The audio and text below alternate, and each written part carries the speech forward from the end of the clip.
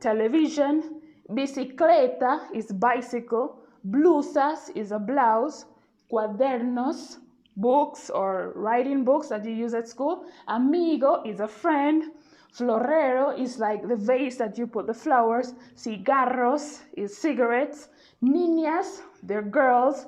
Vecino is your neighbor. Compañeros is your colleagues. Casa is your house. Silla is a chair. Lápiz is like a pencil. Naranjas, they're oranges. Árboles, trees.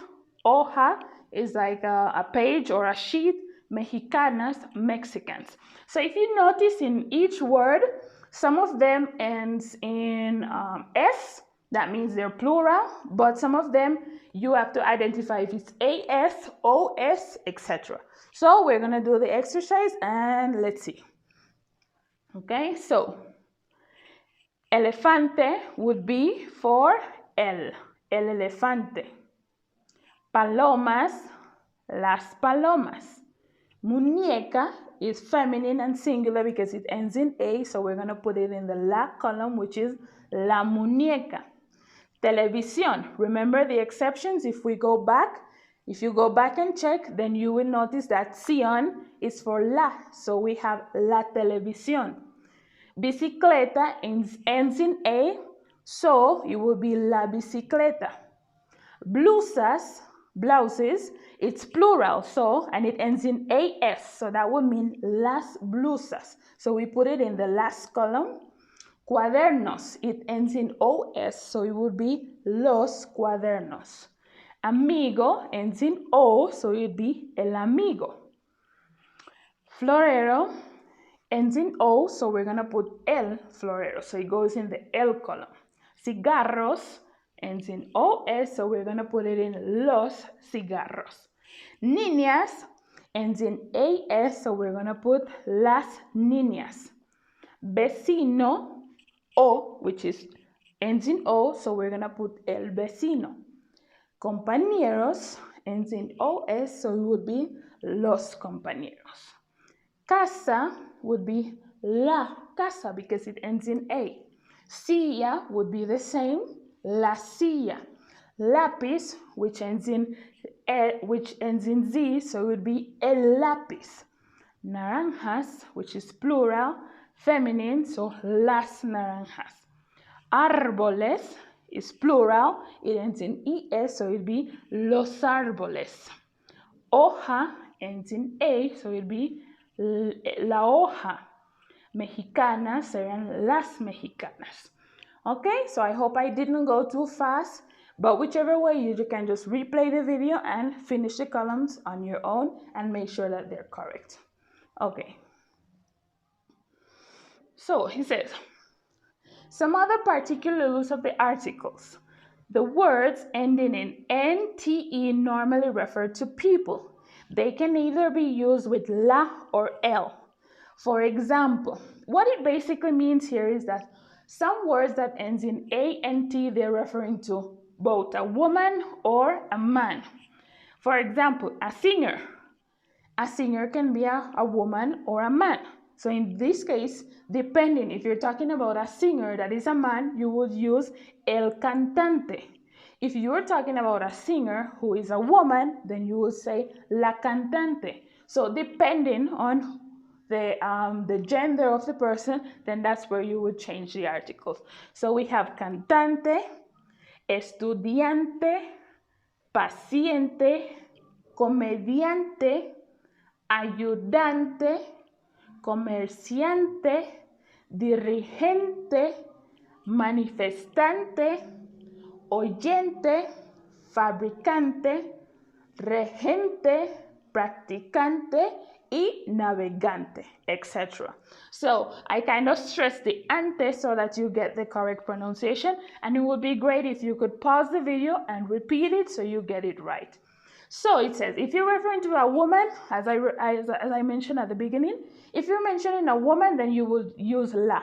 If it's referring to a man, then you would use el. And at the bottom, I gave you the translation so you know what each word means. Okay.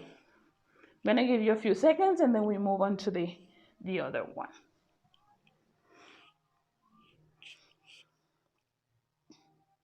Okay, when a word starts with A and also ends in A, please use L. It's kind of tricky because in Spanish, because of the pronunciation or for the word to come out right, you cannot have two vowels right together.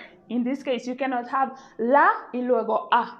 It sounds weird. So, in the Spanish language, what they do is that if a word starts with A but also ends in A, you automatically have to use L, even though the word is feminine, okay?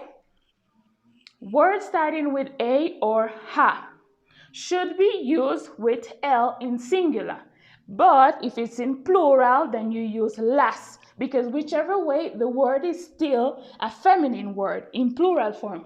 Just because of the pronunciation, we use L in the singular form, but once you go to the plural form, you automatically have to use las. So, el águila. If you notice, águila starts with A, but it also ends in A, so we cannot say la águila, we have to say el águila.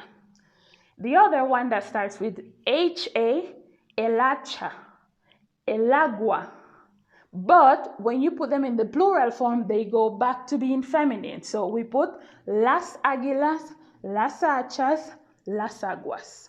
This rule is meant to facilitate the phonetic part of the language. There are some words that need memorization since they don't follow any of these rules. For example, programa. In this case, all these words that I'm going to mention here, they must be followed by L, even though they don't start with a vowel. Even though they don't start with a vowel A, they must always be used with L. That's just part of the language, and you have to remember as is.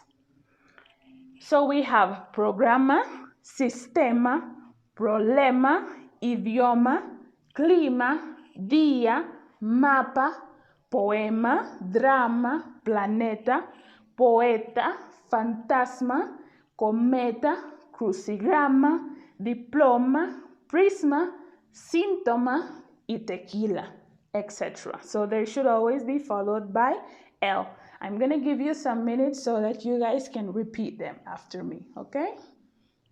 So the first word, programa,